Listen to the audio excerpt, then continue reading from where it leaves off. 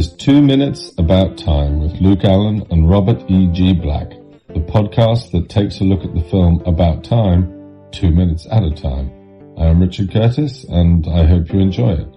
And if you don't, well, you can just travel back in time 2 minutes and listen to something else. I'm one of your hosts, Luke Allen. I'm joined, as always, with my co-host, Robert E.G. Black. Hello. And our special guest for this week, Eddie. Hello! So today we're looking at minute 115 and our bonus minute.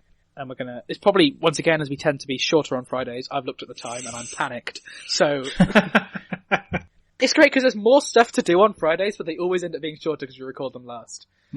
I feel like if we'd been clever, Robert, we could have recorded the Friday segments at the start of the show and then done them towards, now we're literally one guest away from finishing the film. Probably not a good time. I was going to say, 115 minutes in, I've got it. It's like...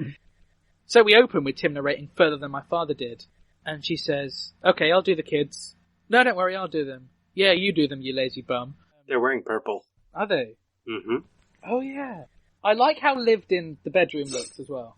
Yeah, there's too many films where it's just too immaculate, and it's especially when they've got 3 kids. Well, 2 maybe, Jeff. Jeff's gone. Yeah, it makes sense that it's a bit more not messy is the wrong word, but like I said, it's a bit more lived in. What do you guys think of the constant cuts of Mary I don't like shuffling? I'm not sure. I don't know if it's Tim just keeps travelling back in time and it's jumping the cut. But the point is, at this point, that he doesn't. Moment, so he's repeating it. Oh, yeah, isn't it? Over and over and over. Considering the whole point this here is that Jeff he doesn't. repeating it. Yeah. Why does he want to see his mum sleeping? He's a He weirdo. has problems. Yeah. He wants life before he was erased. Yeah, it's a weird moment where you just see her turn in the same spot 3 times in different cuts, and I don't really get why. And the angles are so similar as well that it's just... Yeah, it feels like a mistake. Yeah, I didn't find it too jarring in the context of the film, just watching the minutes separately. Yeah. And that's why these analytical reviews work so well, because you pick up on things you just wouldn't pick up on before. Well, same with the handheld shot of the stairs earlier. I definitely noticed it in the film, but I liked it. But talking about it here, it's I guess the other thing is, when everything goes wrong with Kit Kat, what do you guys think of that shot? That's the other artsy bit, really, where you don't see their full faces, you like their mouth, the shaky camera, and then he slow motion walking away. I quite like that. I think it works there. I like it in the moment, but it never happens again. Yeah, I agree. And it's, because that is such a significant beat of the story as well. It makes more sense to be and here is something jarring, because then you go, oh, if you were drifting off for a second, your mind goes, right, here's a big moment, because the camera's different, or something slightly changed, and you just kind of focus a bit more. Robert, to your drinking game, do I, yes or no, say, I tried that with Unstable? Well, I've done it now. Yeah. I think it's an addiction, it's awful. Basically, Eddie, there's a dream sequence in my film Unstable, where it's a dream that he's opening up to his parents about his problems with addiction, and they overreact. And it's supposed to be his fear, because when I spoke to a lot of addicts, they were talking about their fear of talking and how people respond. So I did a whole dream about that. But I shot the dream not as a POV, but I deliberately kept him out of shot, so it's only the reaction shots while he's talking. Yeah, that makes sense. Some people didn't like it, some people did, but it was deliberate that I wanted to make it awkward and jarring. People don't realise straight away it's a dream, but they realise something's wrong. Yeah. I think first time round, from what I've heard from people who've watched it multiple times, so thanks to those who've watched it multiple times, first time round it's weird and they're like, why is it shot like this? Second time round they're like, it's clever. Because I think at first they feel like I've just forgotten to film him. It did help with the schedule that we didn't have to do that pickup shot, by the way. I think when you're intentionally creating a jarring moment, I think you're kind of supposed to watch it a couple of times, so you go, oh, now I get it, because that's kind of the point. But it can be, when you've only seen it once, you might be like, what the hell does this mean? Or if it's, because in this particular shot, in this minute, it doesn't make any sense to have these weird cuts. So I just didn't notice it until we did the minute as a minute. But yeah. Robert, do you think if I record an Unstable commentary, I'll let all of this out and never need to mention it again? No. Yeah, good point. Weirdly, we talked about it least when we had the lead actors from Unstable on. Yeah. Alex and Helen, I don't think we mentioned it. They're over it. If all goes to plan, because we've got our sitcom's going to be turning 1 in August, which is crazy. So if all goes to plan, we're going to have wrestling podcaster Joe Graham on as our guest for the 1 year anniversary, because she's part of the reason why Sitcan exists. She gave us loads of advice and loads of help in the beginning. And I'm guaranteeing that's going to be the one episode we don't make any wrestling references, just by chance. So it's going to be interesting. I think that is the case though. Like with Darren, we hardly talked about his magic. And with Simon, we hardly talked about him being in Doctor Who. I think I asked like one question at the start, and then I just I was talking to Simon, I was talking to Dorian. Tin then narrates as we have The Luckiest. Does The Luckiest start playing at this point, Robert? I don't have your notes. Yeah, it starts playing after his Extraordinary Ordinary Lifeline. Okay. So Tim says, the truth is, I now don't travel back at time at all. Not even for the day. I just try to live every day as if I've deliberately gone back to this one day to enjoy it as if it was the full final day of my extraordinary, ordinary life. And I'm going to pretend that I'm not tearing up right now. Oh, I why? can help with that. I can make it worse for you. Okay. The watch he picks up is his dad's. Really? Oh. Mm-hmm. Oh, wow. How did you work that out? We saw both their hands last minute, and I'm like, wait, he didn't have a shiny watch. And I went back and I'm like, oh. And it's about time. That's so good. Yeah, this is a lovely scene, minus the weird cuts. But once again, I kind of think that maybe within the context it works better. Like in the whole film, I think, yeah, maybe it sort of suits the montagey thing. We don't get as much of the montage as we will discuss next week. I mean, what are we on for visuals, Robert, before we go on to our bonus minute and the Friday segment? Because, time. Well, the watch, and Eddie already commented on the shots of Mary, so. Oh yeah, we don't even get any of the rest of the montage here, so the main montage kicks in next week. So, Eddie, we sent you a bonus minute. I always forget what bonus minute I send over, and Robert never knows. So, what bonus minute? So it's actually one of my favourite parts of the film. It's when Tim has the little bit where he says, I realised my dad said to me to be really happy, you live one day as you would normally, and then you go back in time and live the same day again, but, more positive. So there's a little montage of him writing D on the notepad, and he goes back to the coffee shop and he's just a lot more smiley. And I love this scene because when I was listening to the first couple of episodes, I was like, this is probably what I would do if I would go back in time. I would live one day as is and go, okay, how can I change this, and go back and do the other day. And then I thought, no, realistically, I'd go back maybe 3 or 4 times and just have one day where I just don't care and I just be an absolute knob just to see what would happen. Yeah, I've always thought with this that Tim should do it the other way round. Because messing about Tim is the final version of the day. Yeah. I mean, he still gets stuff done. I would go full on Jeff and just cause a riot. Yeah. I would have a day in my pants and just be like, what happens now? This is just to see. And then kind of go back and okay, now it's time to do what I should do, but maybe just change a couple of little things. But yeah, it's, I love the scene. It's just proper, really nice. And I think this is quite relatable for a lot of people. They would do similar things of do the same day again, but okay, I know this is coming, I can change this. And it's kind of what he was doing anyway for certain days, but it's a lot more positive in this one. And he's able to he's not as awkward, he can open himself up a bit more, have a lot of fun. And it's just really, really nice. I just like it a lot. The on the notepad especially, I really liked. The total he writes. Because he knows it's happening, but he makes it look so natural. Yeah, it's just lovely. So, yeah, anyway, if you could go back in time to any moment in your life, Eddie, to either relive it or change something about it, what moment in your life would you choose? Well, there's a couple I thought of, which is a cop-out answer, but I'll briefly go through a couple that I thought of, and then I'll do my actual answer. Some of them would be just go back to school and, stand up for myself more, and just be like, no, I cannot do this in school, I can probably focus on this bit a bit better. But then I would be like, I don't want to go through school again because it's a long period of time where I wasn't happy. So yeah, I'm weird with school at the moment because I know it's just my side of things with lockdown. It feels like so much was wasted now. Yeah, the amount of hours I spent in after school revision, and I was like, hey ho, no exams. Yeah, never mind. I also thought about going back, and this is a really weird memory, but me and 2 of my best friends, we're all big gamers. There was one weekend we spent together, and we just played a Mortal Kombat game for that weekend. And we played through the story mode, which was, the game was good, but the story mode was notoriously terrible. And it was just so much fun to play that game and just laugh at how bad the story was whilst also playing on the hardest difficulty. So it was an actual challenge, and it became like this, like, we have to beat this game this weekend because we've put in too much time and effort. Also, the story's terrible. Also, our fingers hurt. Also, we're full of, like, bad food. And it was just a really nice, like, very fond memory we all shared together of playing that game for that weekend and having a simultaneously, like, terrible and great time together. But I think my actual choice would be I would go back to when I was very young, when I lived in Ireland, because I just didn't appreciate how nice the place we lived in was and how, like, nice Ireland is.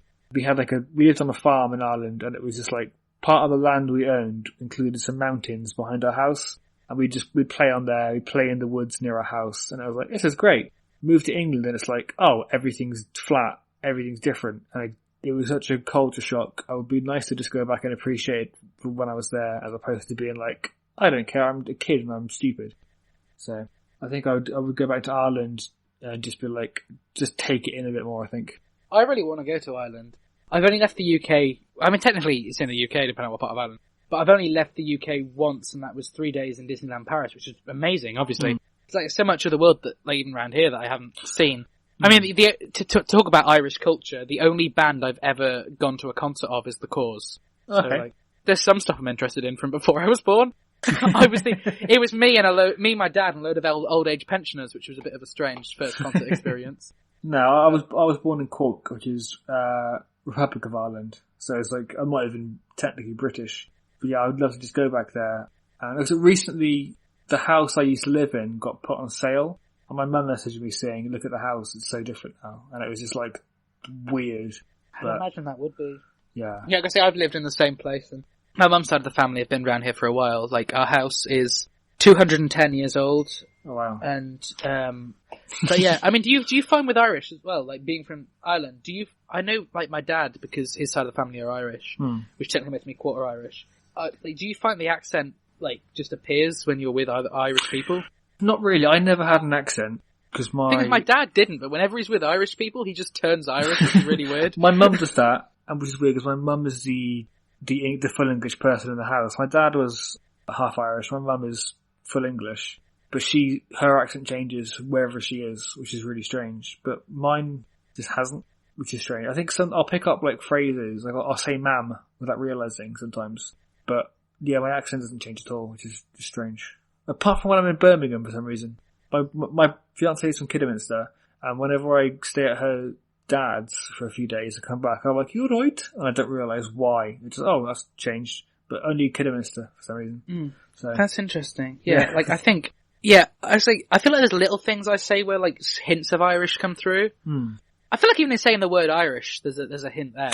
But I don't know. Yeah, and it's all these like phrases, like people don't realise Irish people say things like now quite a lot, which I say, or like, oh come on now, which is a fairly Irish phrase, or like come here to me is very Irish, because people go the opposite way and they go like horse, which is like no one says I think that. the Irish accent is often so strong and thick as well. Like, I mean, I know that's kind of weird because I guess everyone has the same level of accent. But I don't know, there's something beautiful about the Irish accent. And I love it. Donald Gleeson, how the heck does he hide his accent for this film? I wouldn't have guessed he sounded he was Irish from his voice, but he looks very Irish. Have you seen like any interviews or stuff with him? I've purposely avoided it until after the podcast, so I don't spend the entire time being angry at him for, like, being so talented. Okay, yeah. Cause, I mean, his British accent in Frank is even better than this. And, which is weird because, yeah, I feel like you don't notice he's doing a British accent until you know he's doing a British accent. Same with Margot Robbie. I feel like they're in it and you don't have a problem with their accents until you start to notice the flaws. Yeah. They're both great in Goodbye Christopher Robin. Like, once again, Donald Gleeson and Margot Robbie playing British people and some icons in British history. Have you seen Goodbye Christopher Robin? Was that out fairly recently? Yeah, a couple of years ago. Yeah, I think I saw that one. That's when Donald Gleeson plays Milne, the creator of Winnie the Pooh. Is that the film where, like, Winnie the Pooh is like an actual teddy bear and he's moving around? Or is that a different film? No, I think you're thinking of Christopher Robin. Okay. Ewan McGregor. Yeah. Yes, that's what I've seen, yeah. But yeah, Goodbye Christopher Robin came out, I think, the year before, or it might have been, I don't know, 2017, I think it might have been, I might be wrong. It's just the story of how the Winnie the Pooh books came about.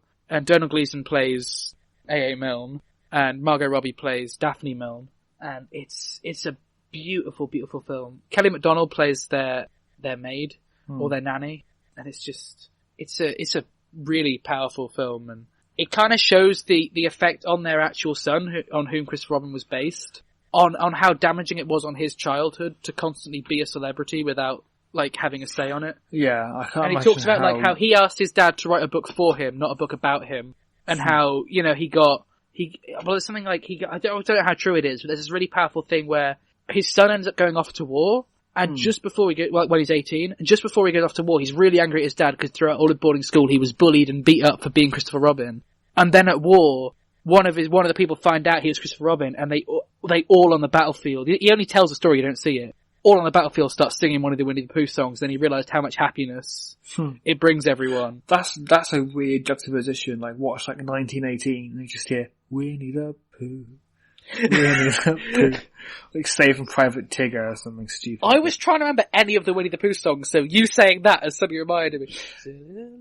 When it's another video game tangent. Kingdom Hearts, the series, has a lot of Winnie the Pooh stuff, and I only played Kingdom Hearts a couple of years ago for the first time, and I started off like, I don't really get this, and then suddenly something clicked, and just playing through the Winnie the Pooh world in first Kingdom Hearts, I was so, like, weirdly emotional, I just started crying. I was like, why am I crying?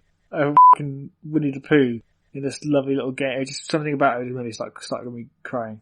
Yeah, there's something about Winnie the Pooh where it's just beautiful. Although I don't know if you know, in It 2, Pennywise... I still haven't seen the second one, so no, I don't. Pennywise sounds a bit like Winnie the Pooh in one scene, and it's really funny. He just goes, hello!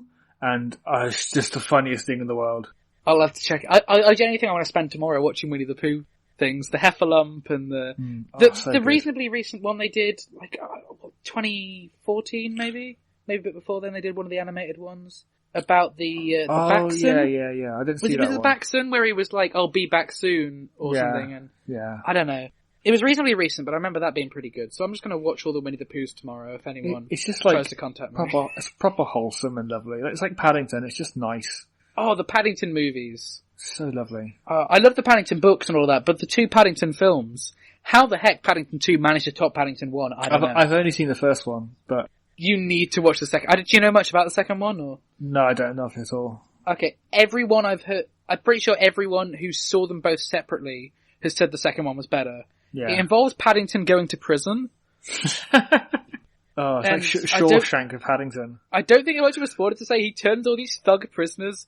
He ends up messing up their washing because they're all wearing pink clothes and teaches them all to bake. It's hilarious and wonderful. And Eddie, where can our listeners find you on social media? Please listen to Sitcand. It's a comedy podcast where myself, Eddie O'Keefe, and my best friends, Ollie Ryder and Annie Bashforth, review sitcoms episode by episode, and we're starting off our journey with Friends. And we finished season 1 of Friends, so you've got like a whole 24 episodes at least just to listen about Friends. And we're in season 2, episode 6 now, I think. But way further ahead, we'd hope, by the time this episode goes out. Definitely. Yeah, well, fingers crossed. I can find out now for you while you're talking when this episode comes out. Yeah, that'd be lovely. Second week of October. There we go, second week of October. Oh wow, that's good. So happy Halloween, everyone. We also done an episode in Sitcand about cats called Sit Cats, which is about the Having not seen Cats, I still loved it. It's just great. Because we basically describe cats as it goes on, and it's just, even thinking about that film, I've seen it like 4 times, I don't know how they got it so wrong, but I'm so glad they did. In fact, you need to watch Les Mis, because it's directed by the same guy who directed Yeah, Cats. I know, it's weird. It's really good! I don't understand. You have to watch Cats. You can follow Sitcand on Facebook at facebook.com/Sitcand, or on Twitter at Sitcand. Yeah, I don't know if you know Sooty and Sweep, the puppets. Yeah. Yeah, so I made a short film, just because I was bored one day, in my old flat. And it's basically Sooty doing the scene from Shawshank Redemption, where Brooks gets out of prison. So it's like, it's a film inspired by that, where Sooty's like depressed and he's sad, and he meets Sweep, and they meet up again, and it's all really happy, and then they have a fight, and Sweep dies, and then just like in the film, Sooty hangs himself. And it's a comedy, because it's like, this is a hand puppet from a British TV children's. Do you have Sooty and Sweep in America, Robert, or is this unknown to you? I mean, I don't know what puppets are. Yeah, this would be like Bert and Ernie, basically. If you did a Shawshank Bert and Ernie, it would be the same kind of thing. And I was filming it because I think so the idea of Sooty in this very adult situation is very funny to me because he's such a happy, child-friendly character. And then I was editing it, and I started crying, and I was like, this shouldn't be making me sad, it's supposed to be really funny. And then I played at a comedy festival that I was performing in with Knowing Smirk, the comedy group. And the audience members were laughing, and then they started crying, and I was like, what have I done? So the thing is, that's the greatest compliment, though. I genuinely think. It's weird at a comedy event, I'd imagine. But, like, I know when I had my... Robert, you're making me notice it more and more. I know when I had the premiere for Unstable, and people came out with tears rolling down their... Part of me was like, oh no, I've made people sad. Then the part of me was like, that's good. Why should... Like, I think it's weird to realise that you have to be happy in people being sad. Yeah. And I made a second one about Sweep. It was a prequel about Sweep, and it wasn't as good as the first one.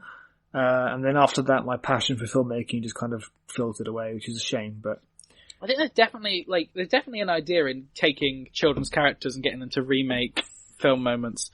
You'd have to do it little and, you'd have to do it rarely and good quality. That couldn't be, like, your main... I mean, obviously it wouldn't be, but it couldn't be, like, what you'd do, in every show, here's a different film version, because... Yeah, so if anyone wants to see that, it's called Old Soot. I'll send you the video as well, because I think it's still quite good. But there's definitely bits I change now. But okay, well, if you send me the video, I'll try and remember around the time this episode comes out to put it on our Facebook page or in the group or something. And you can find me on Twitter at Little Voices Ed with 2 Ds. And like I said before, Sitcand is at Sitcand on Twitter and Facebook.com/Sitcand. And Robert, where can they find you? Robert E.G. Black on social media or lemondrops.com for links. On that website, you'll find a link to the store, which includes our Graham Curry fan club shirt and our 2 Minutes About Time shirt. They can find me on Twitter at llama_bottles. Try again. Find me on Twitter at llama_bottle0. Instagram at Ginger Luke. Facebook Luke Allen Film or podcast radio, articles, short films, anything of Luke. I'm remotely involved in UK. Once again, I don't know if any of these words make sense anymore. I'm trying to go through them as fast as I can because mine's always the most. Because yours is quite easy. Robert's pretty consistent with Robert E.G. Black on everything. I've just got a different name on each form of social media that it's hard. And I can't bother to change them. I've got it on 500 business cards now. I'm stuck with llama_bottle0. Yeah. Well. Yeah. Luke Hunter K said that. The show's on Facebook, Twitter, and Instagram at 2 Mins About Time. They can also find us on IMDb, 2 Minutes About Time. And this show, we've already done that. Next to our Facebook group, The Cupboard. You can tell I'm tired at this point. We're on Facebook group, The Cupboard, to discuss all things to do with About Time. Toodles. Tatty bye. There's 2. We haven't done Tatty Bye either, have we, Robert? I should have done the city one, which is bye bye everybody. Bye bye. The 2 Minutes About Time theme is performed by Ethan O'Mahony and is a cover of the About Time theme, originally composed by Nick Laird-Close. 2 Minutes About Time is a production of Lemon Drop Studios in association with Bottle O Productions.